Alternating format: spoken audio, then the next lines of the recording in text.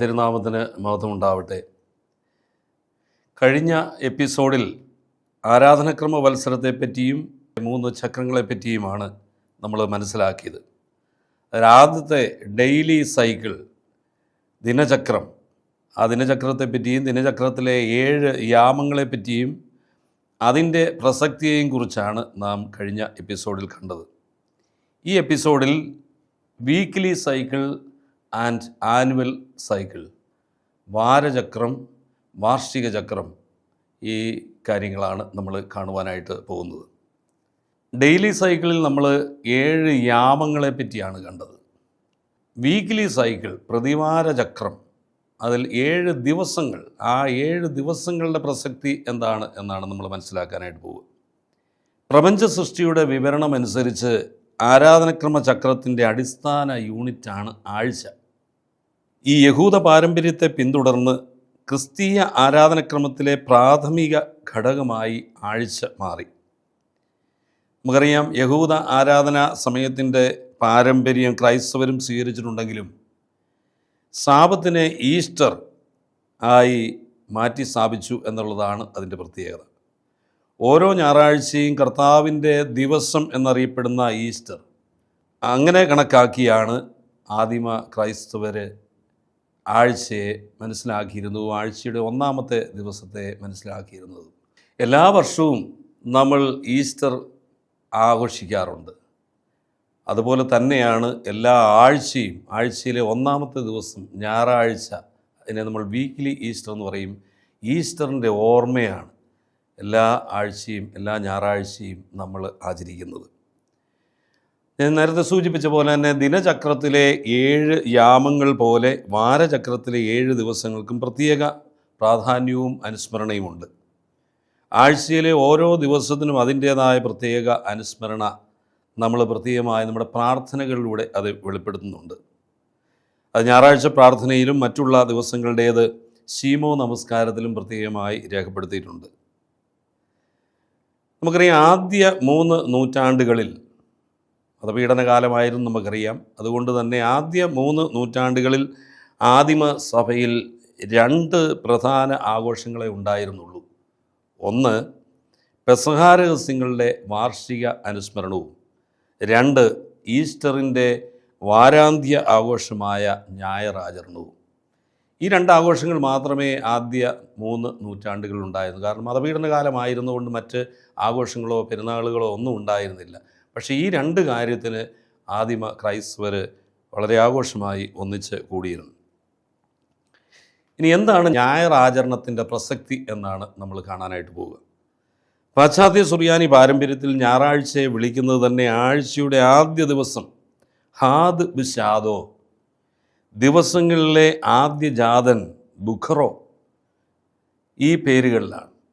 കെംതാ കാലത്തെ ഞായറാഴ്ചയുടെ 3-ാം മണി പ്രാർത്ഥനയിൽ നമ്മളിങ്ങനെ കാണുന്നുണ്ട്: ഒന്നാം നാളാം ഈ ഞായനാൾ ദൈവം തൻ അഗ്രേജാതൻ എന്ന് നമ്മൾ കാണുന്നുണ്ട്.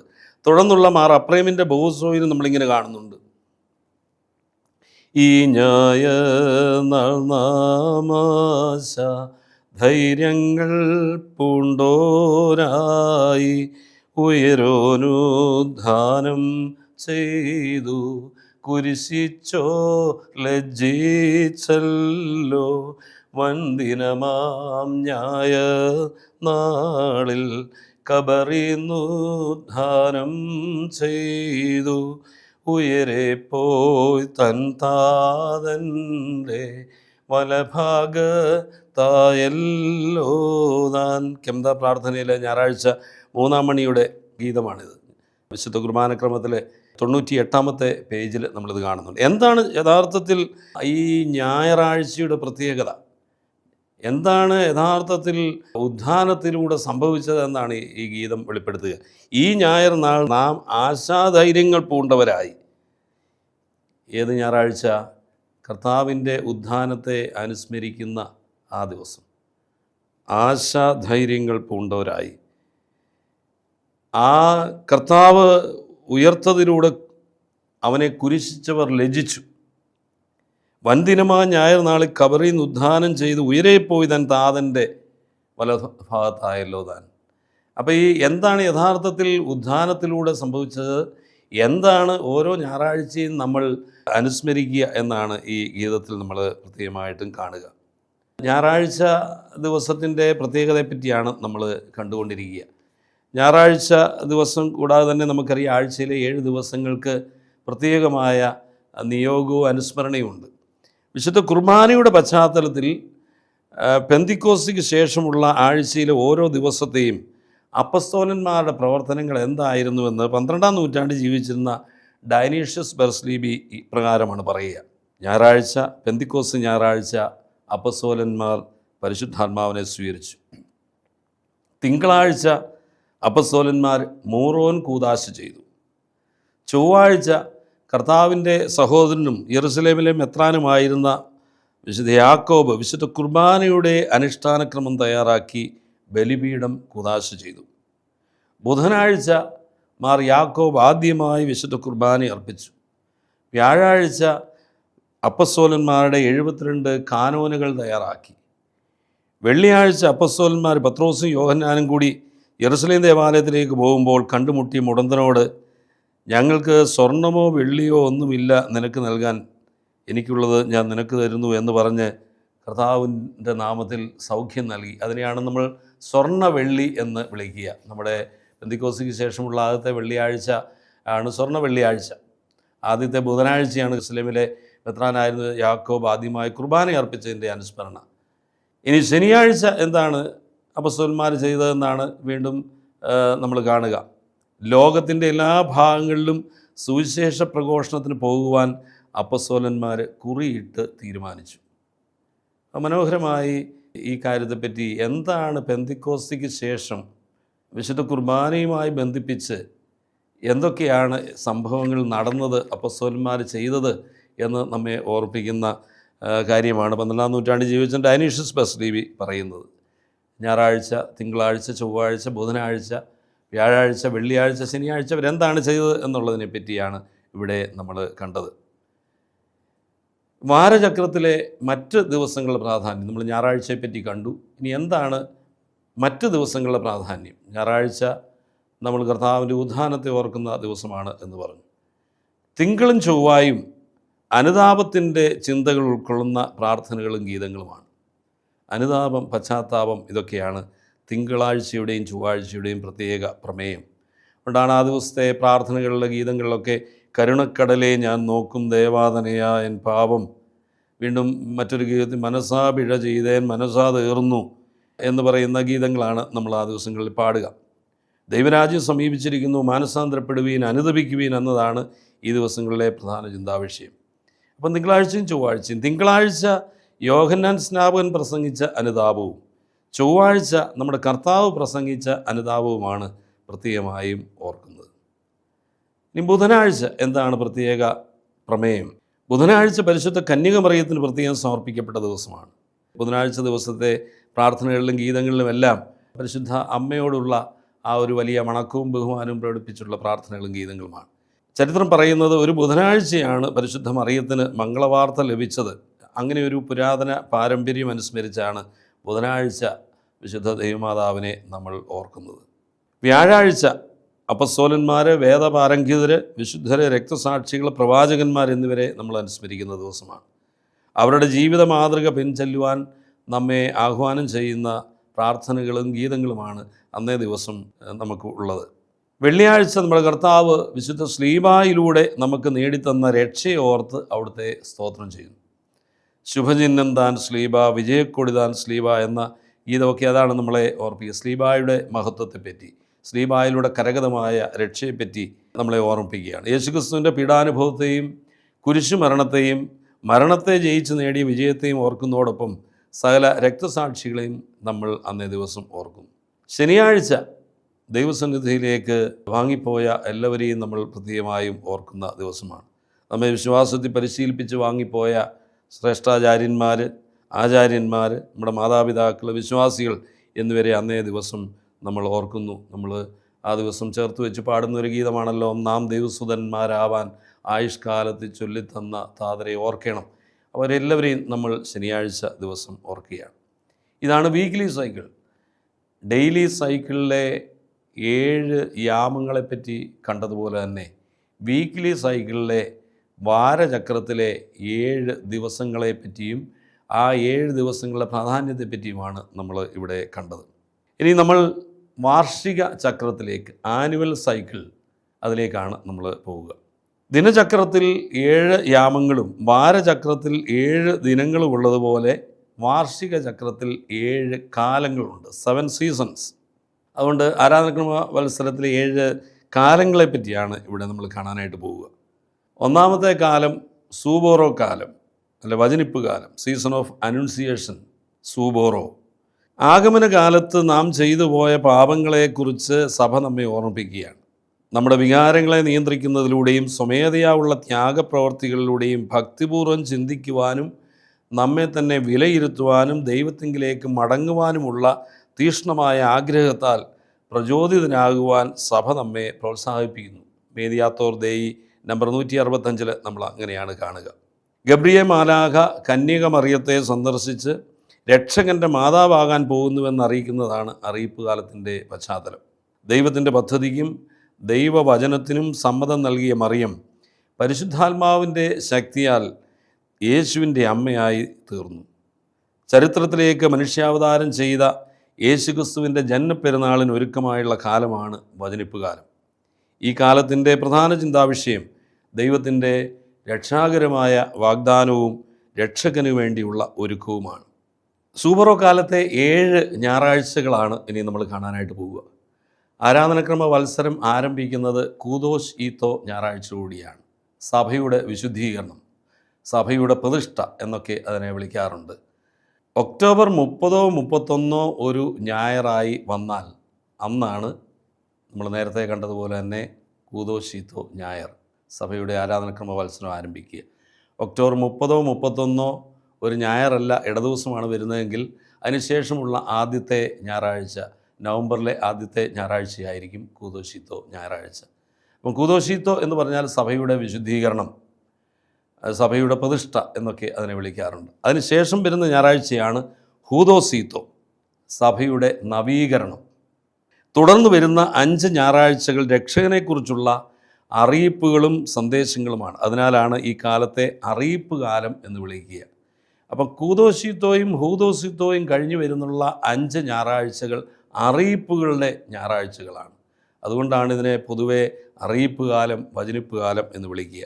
അപ്പോൾ കൂദോശ് ഈത്തോ, ഹൂദോസ് ഈത്തോ, അത് കഴിഞ്ഞ് വരുന്ന ഞായറാഴ്ച സ്കറിയായോടുള്ള അറിയിപ്പ്, അനൗൺസിയേഷൻ ടു സക്കറിയ. അതിനുശേഷം 4ാമത്തെ ഞായറാഴ്ച വിശുദ്ധ ദൈവമാതാവിനോടുള്ള അറിയിപ്പ്, annunciation to blessed virgin Mary. 5ാമത്തെ ഞായറാഴ്ച വിശുദ്ധ ദൈവമാതാവ് എലിസബത്തിനെ സന്ദർശിക്കുന്നു, visitation of Mary to Elizabeth. 6ാമത്തെ ഞായറാഴ്ച യോഹന്നാൻ മാംതാനയുടെ ജനനം, birth of John the Baptist. 7ാമത്തെ ഞായറാഴ്ച, അതായത് സുബോറോ കാലത്തെ ഏറ്റവും അവസാനത്തെ ഞായറാഴ്ച, മാർ യൗസേപ്പിനുണ്ടായ ദർശനം, റെവലേഷൻ ടു ജോസഫ്. ഇതാണ് ആരാധനക്രമ വത്സരത്തിലെ 7 കാലങ്ങളിലെ ഒന്നാമത്തെ കാലമായ സൂബോറോ കാലം. അതിൻ്റെ 7 ഞായറാഴ്ചകളെ പറ്റിയാണ് ഇപ്പോൾ നമ്മൾ കണ്ടത്. അടുത്ത കാലത്തേക്ക് പ്രവേശിക്കുന്നതിന് മുമ്പായി ഒരു കാര്യം കൂടി പ്രത്യേകം സൂചിപ്പിക്കുവാൻ ഞാൻ ആഗ്രഹിക്കുകയാണ്. എങ്ങനെയാണ് കാലങ്ങളെ നമ്മൾ കാലങ്ങളുടെ കണക്കുകൂട്ടൽ, കാലങ്ങളെ എങ്ങനെ മനസ്സിലാക്കിയാണ് കാലങ്ങളായി തിരിക്കുക? 2 പ്രധാനപ്പെട്ട കാര്യങ്ങളുണ്ട്. സീസണൽ കാൽക്കുലേഷനുമായി ബന്ധപ്പെട്ട 2 പ്രധാന കാര്യങ്ങൾ. ഒന്ന് ബൈബിൾ റീഡിങ്സാണ്, അതാത് കാലത്തേക്കുള്ള വിശുദ്ധ ഗ്രന്ഥ വായനകൾ. ഓരോ കാലത്തേക്കും അതിൻ്റേതായ ഗ്രന്ഥവായനകളാണ് വിശുദ്ധ ഗ്രന്ഥത്തിൽ നിന്ന് നമുക്ക് ഉള്ളത്.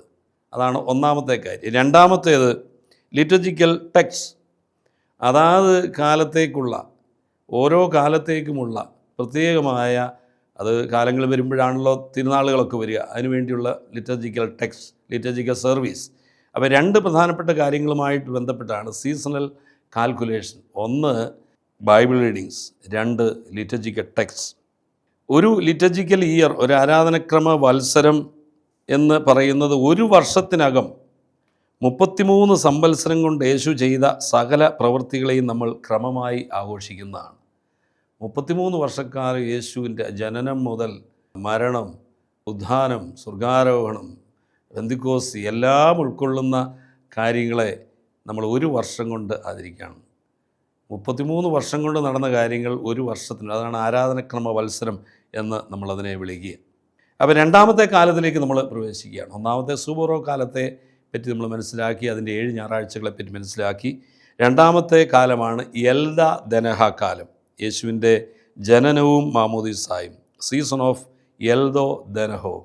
നമ്മുടെ കർത്താവിൻ്റെ ജനനപ്പെരുന്നാളിന് മുമ്പുള്ള ഞായറാഴ്ച മുതലാണ് അത് ഈ കാലം ആരംഭിക്കുക. ജനനപ്പെരുന്നാളോടുകൂടിയല്ല, ജനനപ്പെരുന്നാളിന് തൊട്ട് മുമ്പുള്ള ഞായറാഴ്ചയോടുകൂടിയാണ് ഈ കാലം ആരംഭിക്കുക. അത് വലിയ നോമ്പിന് മുമ്പുള്ള ശനിയാഴ്ച വരെ ഈ കാലം നീണ്ടു നിൽക്കും. ജനനപ്പെരുന്നാളിന് ഒരുക്കമായി 25 നോമ്പ് ഡിസംബർ 1 മുതൽ നമ്മൾ ആരംഭിക്കുന്നു. ഈ കാലത്തെ പ്രധാന തിരുനാളുകൾ എൽദായും ദനഹായും ആയതുകൊണ്ടാണ് ഇതിനെ എൽദ ദനഹ കാലം എന്ന് വിളിക്കുന്നത്. എൽദായും ദനഹായും പ്രകാശത്തിൻ്റെ തിരുനാളുകളായിട്ടാണ് സഭ വിശേഷിപ്പിക്കുന്നത്. ക്രിസ്മസിന് ശേഷമുള്ള അടുത്ത ദിവസം ഡിസംബർ 26 ദൈവമാതാവിൻ്റെ പുകഴ്ചയുടെ തിരുനാളാണ്. 2 വ്യക്തികളുടെ പുകഴ്ചയുടെ തിരുനാളാണ് നമ്മൾ പ്രത്യേകമായും ആഘോഷിക്കുന്നത്. ഒന്ന് വിശുദ്ധ ദൈവമാതാവിൻ്റെ പുകഴ്ചയുടെ തിരുനാൾ, അത് ഡിസംബർ 26-ാം തീയതിയാണ്. ഡിസംബർ 25-ാം തീയതി നമ്മൾ അനുസ്മരിക്കുന്നതിൻ്റെ ഒരു പശ്ചാത്തലത്തിലാണ് ഡിസംബർ 26 വിശുദ്ധ ദൈവമാതാവിൻ്റെ പുകഴ്ചയായിട്ട് നമ്മൾ ആചരിക്കുന്നത്. ദൈവമാതാവ് ദൈവത്തിന് ജന്മം നൽകി എന്നതിനെ അനുസ്മരിച്ചുകൊണ്ട് ദൈവമാതാവിനെ പുകഴ്ചയുടെ തിരുനാളിൽ നമ്മൾ പ്രത്യേകമായി വണങ്ങുകയാണ്. മറ്റൊന്ന് ദനഹായ്ക്ക് ശേഷമുള്ള ജനുവരി 6-ന് ദനഹ പെരുന്നാൾ, അതിനുശേഷമുള്ള ദിവസം ജനുവരി 7-ാം തീയതി യോഹന്നാൻ മാംദാനയുടെ പുകഴ്ചയുടെ തിരുനാളാണ്. ജനുവരി 6-ാം തീയതി യോഹന്നാൻ മാംദാന കർത്താവിന് സ്നാനം നൽകുന്നതിനെ അനുസ്മരിച്ചുകൊണ്ടാണ് അദ്ദേഹത്തിൻ്റെ പുകഴ്ചയുടെ തിരുനാൾ പിറ്റേ ദിവസം നമ്മൾ ആചരിക്കുക. ജനുവരി മാസം 8-ാം തീയതി ആദ്യത്തെ രക്തസാക്ഷിയായ സ്തേഫാനോസ് സഹദായുടെ തിരുനാളാണ്. എൽദാ ദനഹ കാലത്ത് ഏറ്റവും അവസാനത്തെ ഞായറാഴ്ച ആനീദേ ഞായറാഴ്ചയും അതിന് മുമ്പുള്ള ഞായറാഴ്ച കൊഹനെ ഞായറാഴ്ചയുമാണ്. കൊഹനെ ഞായറാഴ്ചയ്ക്ക് മുമ്പുള്ള തിങ്കളാഴ്ചയാണ് 3 നോമ്പ് ആരംഭിക്കുന്നത്. അപ്പോൾ ഇതെല്ലാം ഈ കാലത്ത് വരുന്ന കാര്യമാണ്. എൽദാ ദനഹ കാലത്ത് മൂന്നാമത്തെ കാലമാണ് സൗമോ റാബോ, വലിയ നോമ്പ് കാലം, സീസൺ ഓഫ് ഗ്രേറ്റ് ഫാസ്റ്റ്.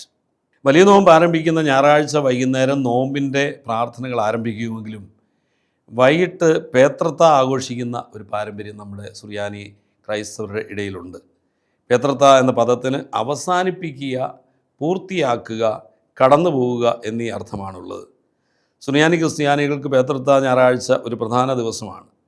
അടുത്ത 50 ദിവസത്തേക്ക് മാംസവും മത്സ്യവും ഭക്ഷണ ക്രമീകരണങ്ങളിൽ നിന്ന് ഉപേക്ഷിക്കേണ്ടതിനാൽ പേത്രത്ത ദിവസം മത്സ്യ മാംസാദികൾ ഭക്ഷിച്ച് ആ ജീവിത രീതി അവസാനിപ്പിക്കുക, പൂർത്തിയാക്കുക എന്നതിൻ്റെയും ഒരു പുതിയ ജീവിത ക്രമീകരണത്തിലേക്ക് തിരിച്ചു വരുന്നതിൻ്റെയും പ്രതീകമാണ് പേത്രത്ത. അപ്പോൾ പേത്രത്തായുടെ ഒരു പ്രസക്തി അതാണ്. അതൊരു ഓർമ്മപ്പെടുത്തലാണ്, ഒരു സന്ദേശമാണ്.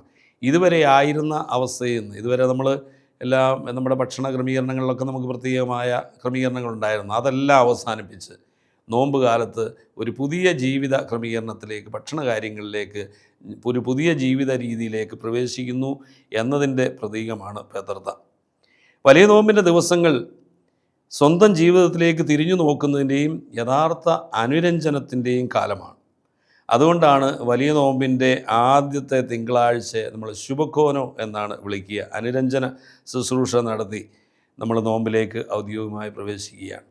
അതായത് വലിയ നോമ്പിലേക്ക് നമ്മൾ പ്രവേശിക്കുമ്പോൾ ആ നോമ്പിൻ്റെ അരൂപി ജീവിക്കുവാൻ, നോമ്പിൻ്റെ അനുഗ്രഹങ്ങൾ സ്വീകരിക്കുവാൻ നമ്മെ തടസ്സപ്പെടുത്തുന്ന എന്തെങ്കിലും കാര്യങ്ങളോ കാരണങ്ങളോ ഉണ്ടെങ്കിൽ അത് അവസാനിപ്പിക്കുക എന്നുള്ളതാണ്. ആരോടെങ്കിലും വെറുപ്പോ വൈരാഗ്യമോ വിദ്വേഷമോ ഒക്കെ ഉണ്ടെങ്കിൽ അവരുമായി അനുരഞ്ജനപ്പെട്ട് അനുഗ്രഹകരമായ നോമ്പ് കാലത്തിലേക്ക് പ്രവേശിക്കുക എന്നുള്ളതാണ്. അതുകൊണ്ടാണ് ഒരു അനുരഞ്ജന ശുശ്രൂഷയായിട്ട് തന്നെ നമ്മുടെ മലങ്കര സഭയിൽ അത് ആചരിക്കുന്നത്. അത് വലിയ പ്രസക്തിയുള്ള ഒരു കാര്യം തന്നെയാണ്. നോമ്പിൻ്റെ അനുഗ്രഹങ്ങൾ സ്വീകരിക്കുവാൻ അതിനെ തടസ്സപ്പെടുത്തുന്ന ഒന്നും ജീവിതത്തിൽ ഉണ്ടാകാൻ പാടില്ല. ആ തടസ്സങ്ങളോടുകൂടി നോമ്പിലേക്ക് പ്രവേശിക്കുവാൻ പാടില്ല എന്നുള്ളതുകൊണ്ടാണ്. അപ്പോൾ നോമ്പുകാലം അനുരഞ്ജനത്തിൻ്റെയും അനുതാപത്തിൻ്റെയും കാലമാകിയാൽ വിശ്വാസികളെല്ലാവരും അനുരഞ്ജന കൂദാശ നടത്തി തങ്ങളെ തന്നെ ശുദ്ധീകരിച്ച് നോമ്പുകാലത്തിൻ്റെ അനുഗ്രഹങ്ങൾ സ്വീകരിക്കുവാൻ ഇടയാകേണ്ടതാണ്. കൊത്തിനെ ഞായറാഴ്ച മുതൽ ദുഃഖശനി വരെയുള്ള കാലമാണ് വലിയ നോമ്പ് കാലം. ഈ കാലത്താണ് വചനിപ്പ് തിരുനാൾ മാർച്ച് മാസം 25-ാം തീയതി നമ്മൾ ആഘോഷിക്കുന്നത്. വലിയ നോമ്പിലെ ഓരോ ഞായറാഴ്ചയും യേശു പ്രവർത്തിച്ച അടയാളങ്ങളും സൗഖ്യങ്ങളുമാണ് സുവിശേഷ വായനയിൽ ഉൾപ്പെടുത്തിയിരിക്കുന്നത്. ഇനി വലിയ നോമ്പ് കാലത്ത് 7 ഞായറാഴ്ചകൾ അതാണ് നമ്മൾ കാണാനായിട്ട് പോവുക. ഒന്നാമത്തെ ഞായറാഴ്ചയാണ് കൊത്തിനെ ഞായർ. കൊത്തിനെ എന്ന് പറഞ്ഞാൽ കാനായുടെ മറ്റൊരു പ്രാചീന നാമമാണ്. പണ്ട് കാലത്തെ നമ്മുടെ സുവിശേഷങ്ങളിലൊക്കെ കൊത്തിനയിൽ നടന്ന കല്യാണം എന്നാണ് അവിടെ പറഞ്ഞിരിക്കുക. അപ്പോൾ കാനായുടെ, ഇപ്പോഴുള്ള കാനായുടെ ഒരു പ്രാചീന നാമമാണ് കൊത്തിനെ. സുറിയാനി ബൈബിളിൽ യോഹന്നാൻ്റെ സുവിശേഷം 2-ാം അധ്യായം 11-ാം വാക്യത്തിൽ കാനായെപ്പറ്റി പ്രതിപാദിക്കുമ്പോൾ കൊത്തിനെ എന്നാണ് എഴുതി വച്ചിരിക്കുക. അപ്പം കൊത്തിനെ ഞായറാഴ്ച അതാണ് ഒന്നാമത്തെ വലിയ നോമ്പിലെ ഒന്നാമത്തെ ഞായറാഴ്ച. കാനായിൽ വെള്ളം വീഞ്ഞാക്കി മാറ്റിയ അടയാളമാണ്. യോഹന്നാൻ്റെ സുവിശേഷത്തിലെ 2-ാം അധ്യായം 1 മുതൽ 11 വരെയുള്ള വാക്യങ്ങളാണ് നമ്മൾ അന്നേ ദിവസം വായിക്കുക. 2-ാം ഞായർ ഗർഭോ ഞായറാണ്. കുഷ്ഠരോഗിയെ സൗഖ്യപ്പെടുത്തിയത്, ക്യൂറിങ് ദ ലെപ്പർ. ലൂക്കായുടെ സുവിശേഷം 5-ാം അധ്യായം 12 മുതൽ 16 വരെയുള്ള വാക്യങ്ങളാണ് നമ്മൾ അന്നേ ദിവസം വായിക്കുക. 3-ാമത്തെ ഞായറാണ് മിശറിയോ ഞായർ. തളർവാദ രോഗിയെ സുഖപ്പെടുത്തിയത്, ക്യൂറിങ് ദ പാരലിറ്റിക്. മർക്കോസിൻ്റെ സുവിശേഷം 2-ാം അധ്യായം 1 മുതൽ 12 വരെയുള്ള വാക്യങ്ങളാണ് മിശറിയോ ഞായറിൽ വായിക്കുക. 4-ാമത്തെ ഞായറാണ് ജ്ഞാനയിത്തോ ഞായർ. കനാൻകാരിയുടെ മകളെ സുഖപ്പെടുത്തിയത്. അത് മത്തായിയുടെ സുവിശേഷം 15-ാം അധ്യായം 21 മുതൽ 28 വരെയുള്ള വാക്യങ്ങളാണ്, curing the daughter of Canaanite women. 5-ാമത്തെ ഞായറാണ് ക്ഫിഫ്തോ ഞായർ, കൂനിയെ സുഖപ്പെടുത്തിയത്. ലൂക്കായുടെ സുവിശേഷം 13-ാം അധ്യായം 10 മുതൽ 17 വരെയുള്ള വാക്യങ്ങളാണ് ദിവസം വായിക്കുക, ക്യൂറിങ് ദ ക്രിപ്പിൾഡ് വുമൺ. 6-ാമത്തെ ഞായറാഴ്ചയാണ് സമിയോ ഞായർ, കുരുടനെ സൗഖ്യപ്പെടുത്തി. യോഹന്നാൻ്റെ സുവിശേഷം 9-ാം അധ്യായം 1 മുതൽ 41 വരെയുള്ള വാക്യങ്ങളാണ്, ക്യൂറിങ് ദ ബ്ലൈൻഡ്. 7-ാമത്തെ ഞായർ ഓശാന ഞായർ. യോഹന്നാൻ്റെ സുവിശേഷം 12-ാം അധ്യായം 12 മുതൽ 19 വരെയുള്ള വാക്യങ്ങൾ ആണ് നമ്മളിന്ന് വായിക്കുക, പാം സൺഡേ എന്ന് വിളിക്കുന്ന ഞായറാഴ്ച. വലിയ നോമ്പിലെ 4-ാം ഞായറിന് ശേഷമുള്ള ബുധനാഴ്ചയാണ് പകുതി നോമ്പ്. അതുപോലെ തന്നെ 6-ാം ഞായറിന് ശേഷമുള്ള വെള്ളിയാഴ്ചയാണ് 40-ാം വെള്ളിയായി നമ്മൾ ആചരിക്കുന്നത്. ഇതാണ് വലിയ നോമ്പ് കാലം, സൗമോ റാബോ. ആരാധനക്രമോത്സവത്തിലെ 4-ാമത്തെ കാലത്തിലേക്കാണ് നമ്മൾ പ്രവേശിക്കുക, ക്യംദ കാലം, ഉയർപ്പ് കാലം, സീസൺ ഓഫ് റിസറക്ഷൻ. ഈസ്റ്റർ മുതൽ പെന്തിക്കോസ്തിക്ക് മുമ്പ് വരെയുള്ള ശനിയാഴ്ച 7 ഞായറാഴ്ചകളാണ് ക്യംദ കാലം. ആദിമസഭയിൽ ഉയർപ്പ് പെരുന്നാളിൽ സ്നാനം സ്വീകരിച്ചവർ അതിൻ്റെ പ്രതീകമായി ഈ കാലം മുഴുവൻ വെളുത്ത വസ്ത്രം ധരിച്ചിരുന്നു. അങ്ങനെ ഒരു പാരമ്പര്യം ഉണ്ടായിരുന്നു. അതുകൊണ്ട് ഈ കാലത്തെ ഹേവോറോ കാലം എന്നും വിളിക്കാറുണ്ട്. പ്രകാശത്തിൻ്റെ അല്ലെങ്കിൽ വെണ്മയുടെ ദിവസങ്ങൾ, വെണ്മയുടെ കാലം എന്നൊക്കെ സൂചിപ്പിച്ചുകൊണ്ടാണ് അതിനെ വിളിച്ചിരുന്നത്. ക്യംദ പെരുന്നാളിന് ശേഷമുള്ള ആദ്യ ഞായറാഴ്ച പുതുഞായറാഴ്ചയും 40-ാം ദിവസം കർത്താവിൻ്റെ സ്വർഗാരോഹണ പെരുന്നാളായും സഭ ആചരിക്കുന്നു. സ്വർഗാരോഹണത്തിന് ശേഷമുള്ള 10-ാം ദിവസമാണ് പെന്തിക്കോസ്തി പെരുന്നാൾ. പെന്തിക്കോസ്തി കാലത്തിലേക്ക് നമ്മൾ പ്രവേശിക്കുകയാണ്. ആരാധനക്രമ മത്സരത്തിലെ 5-ാമത്തെ കാലം, സീസൺ ഓഫ് പെന്തിക്കോസ്റ്റ്. പെന്തിക്കോസ്തി ഞായർ മുതൽ ഓഗസ്റ്റ് 5 വരെയുള്ള ദിവസങ്ങളാണ് പെന്തിക്കോസ്തി കാലമായി നമ്മൾ ആചരിക്കുക. ഓഗസ്റ്റ് 6 എന്ന് പറയുന്ന അടുത്ത കാലത്തിലേക്ക് നമ്മൾ പ്രവേശിക്കുകയാണ്, ദേശസ്കരണ കാലം. അപ്പോൾ അതിന് തൊട്ട് മുമ്പുള്ള ഓഗസ്റ്റ് 5 വരെയുള്ള ദിവസങ്ങൾ. ഈ കാലത്ത് എന്താണ് നമ്മൾ പ്രത്യേകമായിട്ടും അനുസ്മരിക്കുക? സഹിയോൻ മാളികയിൽ പ്രാർത്ഥനയിൽ ചെലവഴിച്ച അപ്പസ്തോലന്മാരിൽ ഇറങ്ങി ആവസിച്ച പരിശുദ്ധാത്മ സംഭവത്തെയും സഭയുടെ സ്ഥാപനത്തെയുമാണ് പെന്തിക്കോസ്തി ഓർമ്മിപ്പിക്കുന്നത്. പെന്തിക്കോസ്തി കാലത്തെ സ്ലീഹാക്കാലം എന്നും വിളിക്കാറുണ്ട്. കാരണം ഈ ഒരു കാലയളവിലാണ് നമ്മൾ അപ്പസ്തോലന്മാരെ പ്രത്യേകമായി അനുസ്മരിക്കുക. പ്രത്യേകിച്ചും ജൂൺ മാസം 16 മുതൽ 29 വരെയുള്ള ദിവസങ്ങളിൽ 13 നോമ്പ് ആചരിച്ച്, സ്ലീഹാ നോമ്പ് ആചരിച്ച് നമ്മൾ എല്ലാ അപ്പസ്തോലന്മാരെയും നമ്മൾ അനുസ്മരിക്കുന്നുണ്ട്. പത്രോസിൻ്റെയും പൗലോസിൻ്റെയും തിരുനാളായിട്ടാണല്ലോ നമ്മൾ ജൂൺ മാസം 29-ാം തീയതി എല്ലാ അപ്പസ്തോലന്മാരും പ്ലസ് പൗലോസിനെയും അനുസ്മരിച്ചുകൊണ്ടാണ് നമ്മൾ ആ നോമ്പ് നോൽക്കുക. പിന്നീട് ജൂലൈ മാസം 3-ാം തീയതി തോമാസ് ശ്ലീഹായുടെ തിരുനാളും ഈ കാലയളവിൽ തന്നെയാണ് നമ്മൾ ആചരിക്കുക. ജൂലൈ മാസം 25-ാം തീയതി യാക്കോബിൻ്റെ തിരുനാളും ഒക്കെ ഈ കാലയളവിൽ തന്നെയാണ് വരിക. അതുകൊണ്ട് പെന്തിക്കോസ്തി കാലത്തെ സ്ലീഹാക്കാലം എന്നും വിളിക്കാറുണ്ട്. ആരാധനക്രമോത്സവത്തിലെ 6-ാമത്തെ കാലത്തിലേക്ക് നമ്മൾ പ്രവേശിക്കുകയാണ്, തേജസ്കരണ കാലം, സീസൺ ഓഫ് ട്രാൻസ്ഫിഗറേഷൻ. ഞാൻ നേരത്തെ സൂചിപ്പിച്ച പോലെ തന്നെ തേജസ്കരണ പെരുന്നാൾ ദിവസം ഓഗസ്റ്റ് 6-ാം തീയതിയാണ്. അപ്പോൾ ഓഗസ്റ്റ് 6 മുതൽ തേജസ്കരണ പെരുന്നാളോടുകൂടി ആരംഭിക്കുന്നത് ഈ കാലം സെപ്റ്റംബർ 13 വരെയാണ്. കാരണം സെപ്റ്റംബർ 14 അടുത്ത കാലം ആരംഭിക്കും, ശ്ലീബാകാലം. അപ്പോൾ അതിന് തൊട്ട് മുമ്പുള്ള ദിവസം. അപ്പോൾ ഓഗസ്റ്റ് 6 മുതൽ സെപ്റ്റംബർ 13 വരെയാണ് തേജസ്കരണ കാലം. ഇവിടെ എന്താണ് നമ്മൾ പ്രത്യേകമായിട്ടും അനുസ്മരിക്കുക? പത്രോസ്, യാക്കോബ്, യോഹന്നാൻ എന്നിവരെ കൂട്ടി യേശു താബോർ മലയിൽ പോകുന്നതും അവിടെ നടന്ന രൂപാന്തരപ്പെടലുമാണ് ഈ കാലയളവിൽ നമ്മൾ പ്രത്യേകമായിട്ട് ഓർക്കുക.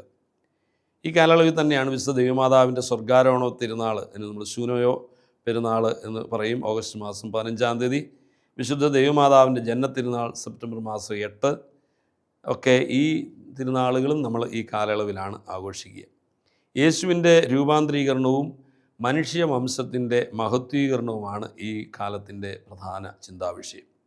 ആരാധനക്രമ വത്സരത്തിലെ ഏറ്റവും അവസാനത്തെ കാലം, 7-ാമത്തെ കാലത്തിലേക്ക് നമ്മൾ പ്രവേശിക്കുകയാണ്. സ്ലീബാകാലം, റുമറോമോ ദ സ്ലീബോ, സീസൺ ഓഫ് സ്ലീബോ. സ്ലീബ പെരുന്നാൾ ദിവസമായ സെപ്റ്റംബർ 14-ാം തീയതി മുതൽ കൂദോശീത്തോ ഞായറിന് മുമ്പുള്ള ശനി വരെയാണ് സ്ലീബാകാലം. ആരാധനക്രമ വർഷത്തിലെ ഏറ്റവും അവസാനത്തെ കാലമാണ് സ്ലീബാകാലം. കൂദോശീത്തോയിൽ നമ്മൾ ആരംഭിച്ച സൂബോറോ കാലം, 1-ാമത്തെ കാലം, അത് അവസാനിക്കുന്നത് സ്ലീബാകാലത്തിലാണ്. എന്താണ് സ്ലീബാകാലത്തിൻ്റെ പ്രത്യേകത? അല്ലെ, സ്ലീബ പെരുന്നാളോടുകൂടി ആരംഭിക്കുന്ന ഈ കാലത്തിൻ്റെ പ്രത്യേകത, ഹെലേന രാജ്ഞി ക്രിസ്തുവിനെ ക്രൂശിച്ച കുരിശ് കണ്ടെത്തിയതിൻ്റെയും അത് സ്ഥാപിച്ചതിൻ്റെയും ഓർമ്മയാചരിക്കുന്ന സ്ലീബ പെരുന്നാളോടുകൂടിയാണ് നമ്മൾ ഈ കാലം ആരംഭിക്കുന്നത്. ദൈവസ്നേഹത്തിൻ്റെയും മനുഷ്യരക്ഷയുടെയും അടയാളമായ സ്ലീബായും അതുമായി ബന്ധപ്പെട്ട ചിന്തകളുമാണ് ഈ കാലയളവിൽ നമ്മൾ അനുസ്മരിക്കുന്നത്. നമ്മൾ ശീമോ നമസ്കാരത്തിൽ മനോഹരമായി ഇതിൻ്റെ ഒരു പശ്ചാത്തലം അനുസ്മരിക്കുന്ന ഒരു ഗീതമുണ്ട്. അതിങ്ങനെയാണ്: രാജപുരി റോമായിൽ നിന്നെത്തിയൂർശ്ലേമിൽ സ്ലീബായെ നമിച്ചിടാനായി ഹേലേനി രാജ്ഞി യൂതന്മാരെ കൂട്ടിട്ടവളോതി കാണിച്ചിടുവിൻ ശ്ലീബായിൻ സ്ഥാനം. ഉത്തരമവരോധി ഞങ്ങൾ കുണ്ടേകൻ ഗുരുവായി അവനെ സ്വാധീനിച്ചിടിൽ ശ്ലീബാത്തരുവിൻ്റെ സ്ഥാനം കാട്ടും. അങ്ങനെ ഒരു മനോഹരമായ ഗീതം, പ്രത്യേകിച്ച് ശീമ നമസ്കാരത്തിൻ്റെ ശുഭോഭാവം വെള്ളിയാഴ്ച രാത്രി 1-ാം കൗമയിലാണ് ഈ ഗീതം നമ്മൾ പാടുക. എന്താണ് യഥാർത്ഥത്തിൽ അന്ന് സംഭവിച്ചത്, അല്ലെങ്കിൽ സ്ലീബ കണ്ടെത്തിയതിൻ്റെ ചരിത്രവുമായി ബന്ധപ്പെട്ട കാര്യങ്ങൾ എന്നാണ് ഈ ഗീതത്തിൽ സൂചിപ്പിച്ചത്. രാജപുരി റോമായിൽ നിന്നെത്തി ഊർസ്ലേമിൽ, റോമായിൽ നിന്ന് യെറുസലേമിൽ എത്തുകയാണ് ഹെലേന രാജ്ഞി. സ്ലീബായെ നമിച്ചിടാനായി ഹെലേന രാജ്ഞി. അപ്പോൾ ഹെലേന രാജ്ഞി റോമായിൽ നിന്ന്, രാജപുരി റോമായിൽ നിന്ന് യെറുസലേമിൽ എത്തുകയാണ്. എന്തിനാണ്? ആ സ്ലീബ കണ്ടെത്താനായിട്ട്, സ്ലീബായെ നമിക്കുവാനായിട്ട്. പക്ഷേ അതെവിടെയാണ് എന്നുള്ളതിനെപ്പറ്റി നിശ്ചയമില്ലാത്തതുകൊണ്ട് യൂതന്മാരെ കൂട്ടിയിട്ട് അവൾ ഓതി കാണിച്ചിടുവിൻ സ്ലീബായിന്. യഹൂദന്മാരെ എല്ലാം വിളിച്ചു കൂട്ടി പറഞ്ഞു, അങ്ങനെ ഒരു സ്ലീബായുണ്ട്, ആ സ്ലീബ എവിടെയാണ് എന്ന് കാണിച്ച് തരണം എന്ന് പറഞ്ഞപ്പോൾ അവർ പറയാണ്, ഉത്തരം അവരോതി ഞങ്ങൾക്കുണ്ടേകൻ ഗുരുവായി അവനെ സ്വാധീനിച്ചിടിൽ സ്ലീബാ തരുവിൻ്റെ സ്ഥാനം കാട്ടിയിടും. ഞങ്ങൾക്കതിനെപ്പറ്റി വലിയ നിശ്ചയമൊന്നുമില്ല, പക്ഷേ ഞങ്ങൾക്ക് ഒരു ഗുരുവുണ്ട്, അവനെ സ്വാധീനിച്ചാൽ, അവൻ്റെ അടുത്ത് ചെന്നാൽ, അവനോട് സംസാരിച്ചാൽ അവൻ അത് കാട്ടിയിടും, സ്ലീബായുടെ സ്ഥാനം കാട്ടിയിടും എന്ന് പറഞ്ഞ് ഹെലേന രാജ്ഞിയെ ഈ കാര്യത്തിലേക്ക് കൊണ്ടുവരികയാണ്. അപ്പോൾ മനോഹരമായ ഗീതം നമ്മെ ഓർപ്പെടുന്ന ഒരു വലിയ ഈ തിരുനാളിൻ്റെ പ്രസക്തിയെ പറ്റിയാണ്, ഈ ക്രൂശ് കണ്ടെത്തിയതിൻ്റെ ചരിത്രത്തെ പറ്റിയാണ്. ഇതാണ് സ്ലീബാകാലത്ത് നമ്മൾ പ്രത്യേകമായിട്ടും അനുസ്മരിക്കുക. അപ്പോൾ ഈ വാർഷിക ചക്രം, ഇയർലി സൈക്കിൾ, അതിൻ്റെ 7 കാലങ്ങളെ പറ്റിയാണ് നമ്മൾ കണ്ടത്. നമ്മൾ വചനിപ്പ് കാലത്ത് ആരംഭിച്ച് 1-ാമത്തെ കാലത്ത് നിന്ന് സ്ലീബാകാലത്ത് 7-ാമത്തെ കാലത്തിലാണ് ആരാധനക്രമ വത്സരം ആരംഭിച്ച് അവസാനിപ്പിക്കുന്നത്. നമുക്ക് ഈ 2 എപ്പിസോഡിൽ നമ്മൾ പ്രത്യേകമായിട്ട് കണ്ടത് ആരാധനക്രമ വത്സരത്തിലെ 3 സൈക്കിൾസിനെ പറ്റിയാണ്. Daily cycle, weekly cycle, yearly cycle. Daily സൈക്കിളിൽ 7 യാമങ്ങളെപ്പറ്റി നമ്മൾ കണ്ടു. വീക്ക്ലി സൈക്കിളിൽ 7 ദിവസങ്ങളെപ്പറ്റി, അതിൻ്റെ പ്രസക്തിയെപ്പറ്റി നമ്മൾ കണ്ടു. ഇയർലി സൈക്കിളിൽ അല്ലെങ്കിൽ ആനുവൽ സൈക്കിളിൽ 7 കാലങ്ങളെപ്പറ്റിയും അതിൻ്റെ പ്രസക്തിയെപ്പറ്റിയും നമ്മൾ കാണുകയുണ്ടായി. ആരാധനക്രമ വത്സരം നമുക്ക് കൂടുതൽ അനുഭവവേദ്യമാകുവാനും അർത്ഥപൂർണമായി ആ കാലങ്ങളിലൂടെ യാത്ര ചെയ്യുവാനും ഇത് നമ്മളെ സഹായിക്കട്ടെ എന്ന് ഞാൻ പ്രത്യേകമായിട്ടും നിങ്ങൾക്കെല്ലാവർക്കും ആശംസിക്കുകയാണ്.